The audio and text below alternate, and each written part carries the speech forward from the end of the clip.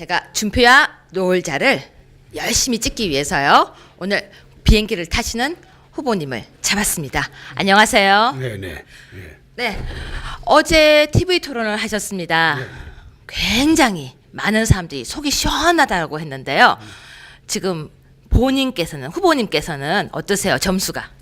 점수가 이거 어제 내가 오랜만에 할 말을 좀 했습니다. 네. 오랜만에 할 말을 했는데 내가 문재인 후보한테 김정은이 적폐냐 그래 물어봤는데 아마 문 후보가 엄격결에 그걸 적폐라고 대답을 했어요. 네. 엄격결에. 네.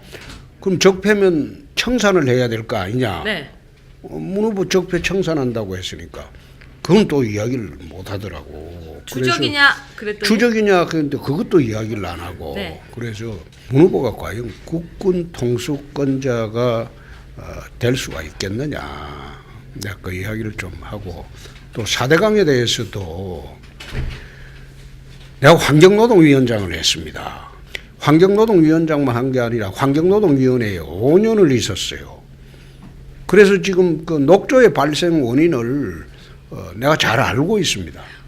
후보자님, 그래서 오늘 방송 이름이요. 어제 TV 토론에서 못다한 이야기입니다.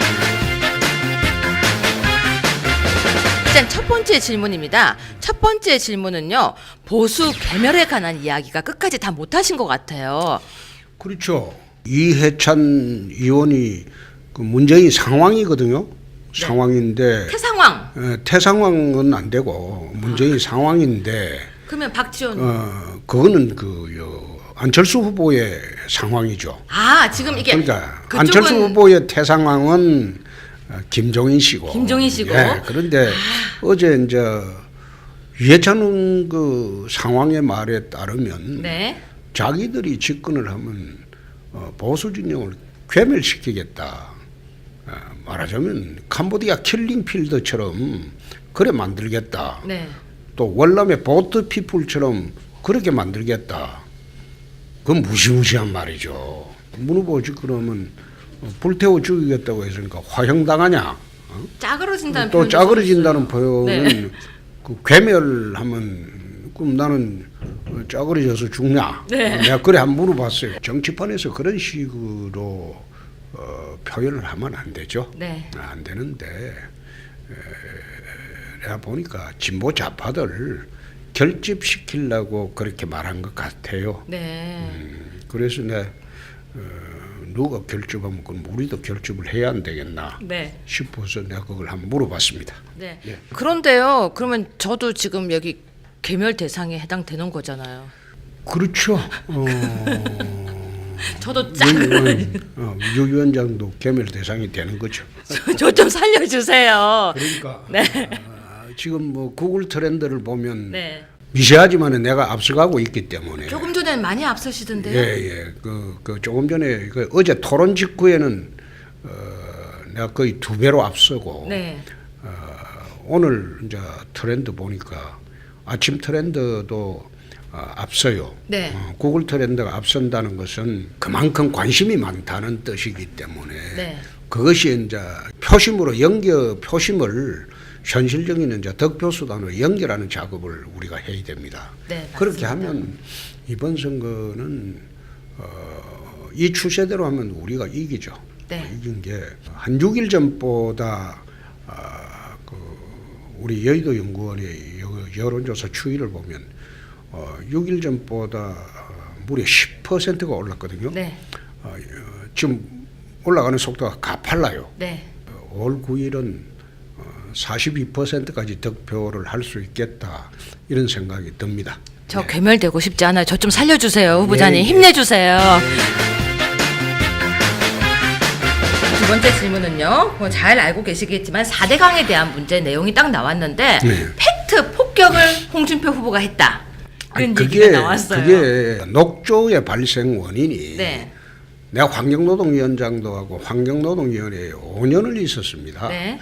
그 녹조라는 거는 왜 생기는가 하면 질소와 인을 포함한 생활하수하고 네. 축산 폐수들이 지천에서 본류로 흘러들어서 여름에 고온다습한 기후와 만나면 거기서 녹조가 생기는 겁니다. 물을 그 유속이 느리다고 녹조가 생기는 거 아니에요. 그렇죠. 아닌데 지난번에 박근혜 정부 때 내 경남지사를 하고 있을 때 박근혜 정부의 그 윤모 환경부 장관이 내려와 가지고 내가 엉뚱한 소리를 하길래 네. 같은 날에 반박을 했어요. 장관이 좀 무지하다. 내 TV 회견을 하면서 환경부 장관이 좀 무지하다. 네.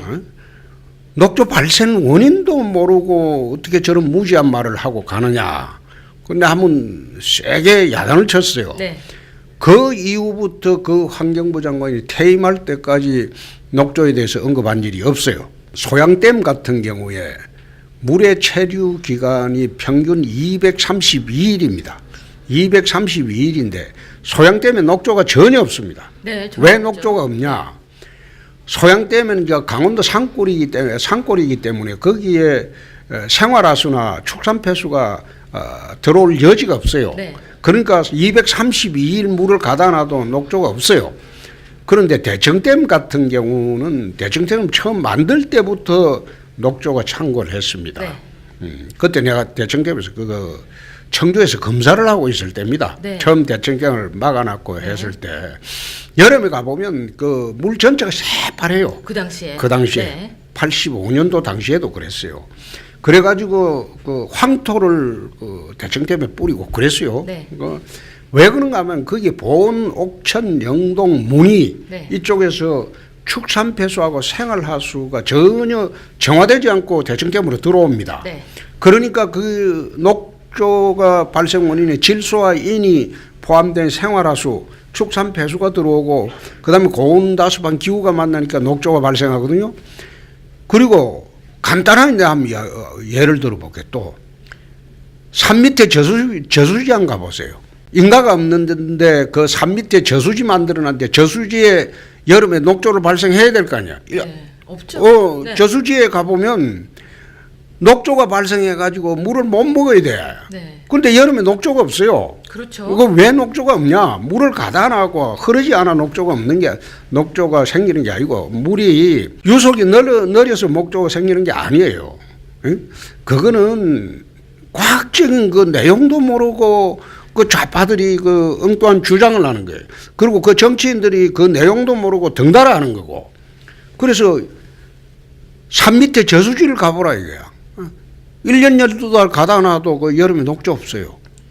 그래서 그 내용도 모르고 그 엉터리 주장을 하니까 그 이야기를 하죠.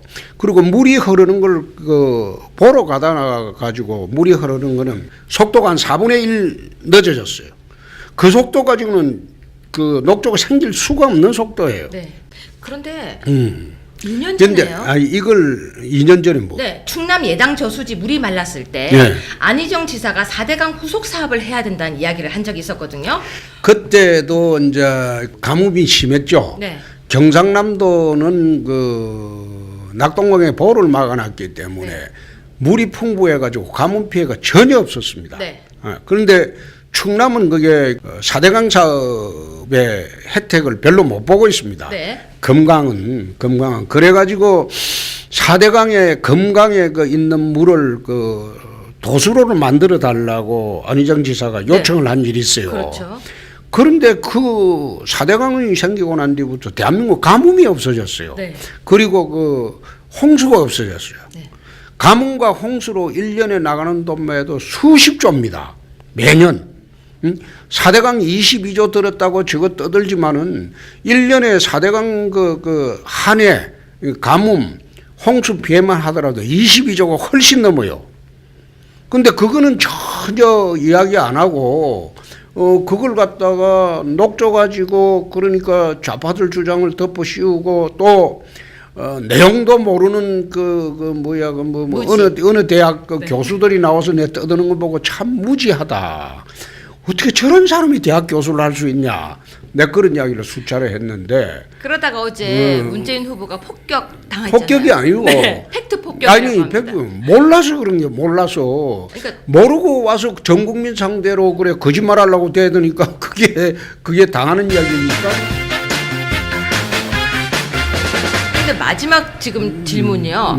그때 후보자님께서 질문을 하셨습니다. 그 세월호 거기 팽목항에 가서 왜 고맙다고 썼었나요? 라고 했는데 질문을 못 받고 끝났잖아요. 어제 밤에 이제 SBS에서 세월호 인양 시점에 관해서 문재인 측과 협의했다. 네. 해수부를 차관을 하나 더 만들어주고 해양경찰청을 해수부 산하로 다시 네. 해주고 이런 식으로 해수부를 좀 기구를 크게 해주면 해주기로 하고 문청에 요구하는 대로 인양 시점을 정했다. 뭐 이런 취지로 보도를 했는데 네. 세월호가 또 올랐을 때 네. 내가 제일 처음 그 이야기를 했어요. 기자들이 이제 묻길래 참 묘한 시점에 떠올랐다. 응? 이번에요. 네. 아니 그러니까 지난번에 내가 이야기를 네. 했다니까 지난번에 네. 세월호 떠올랐을 때 내 첫 마디가 묘한 시점에 떠올랐다. 네. 3년간 정치적으로 이용을 해 먹었으면 이제 그만해라. 네. 그만하고 떠오르는 시점도 내가 보니까 대선을 앞둔 시점에 묘한 시점에 떠올랐다. 네. 나는 그걸 갖다가 대선에 유리하게 만들려고 떠올랐다고 그때 그래 봤어요. 네. 근데 그 증거는 없었죠. 네. 없었는데 이번에 해수부에서 공무원이 목소리로 그 녹음까지 돼 있더라고. 네. 그래까지 해놔놓고 또 문측에서 항의하니까 SBS에서 그거 오보라고 또 발표하고 그래 하는 거 보면 SBS는 제가 보건대는 앞으로 대국민 뉴스 신뢰도가 그건 제로에 가까울 거예요.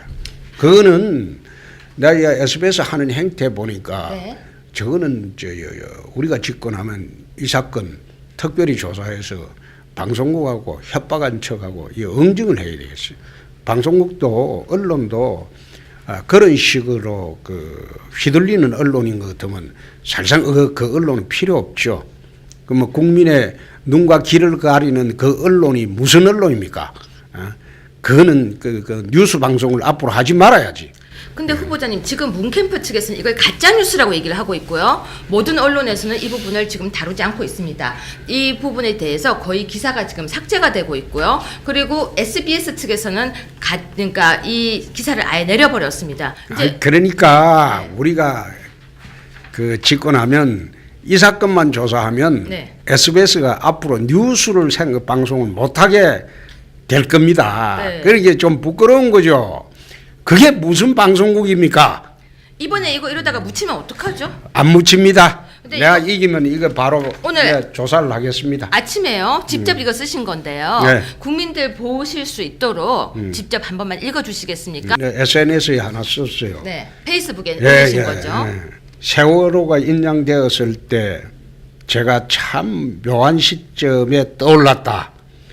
이제 문측에서 세월호 가지고 정치적 이용은 그만해라. 3년을 울고 먹었으면 됐다. 부모님 상도 3년이면 달성하는데 문은 아직도 세월호 배지 달고 억울하게 죽은 학생들을 정치에 이용하고 있다. 이런 제 처음 떠올랐을 때 네. 이야기했어요. 그때 그 당시 하신 말씀. 그 당시에 이제 내 이 말을 했는데 문측에서 해수부 제2차관을 만들어주고 조직을 키워준다는 것을 조건으로 세월호 인양 시점을 늦추어서 문이 제일 유리한 시점에 인양되도록 했다는 어젯밤 SBS 보도는 가히 충격적인 조작입니다. 또 그것을 압력받아 기사를 바로 내려버린 SBS도 정상적인 언론이 아닙니다. 문 후보가 탄핵 직후에 팽목항을 찾아가서 얘들아 고맙다 이렇게 말한 뜻을 이제 국민들이 이제 알았다고 봅니다. 집권도 하기 전에 이렇게 언론을 협박하고 상대 후보를 협박하고 송민순 장관을 협박하는 사람이 대통령이 되면 이 나라 보수 우파들은 패망한 베트남의 보트피플이 될 수밖에 없습니다. 한국판 킬링필드를 획책하는 이들의 집권을 막기 위해 이제 국민 모두가 5월 9일 투표장으로 가서 홍준표를 찍어서 서민 대통령을 만들어야 할 것으로 봅니다. 홍준표를 찍어야 자유대한민국을 지킵니다. 내가 이렇게 페이스북에 썼어요. 저희 고맙습니다. 자유한국당은 이 부분 정확하게 계속 할 거죠? 예. 후보자님 힘내주셔야 돼요. 저 예, 보수 예. 개멸되면 안 됩니다. 예. 잘 다녀오세요. 네. 예.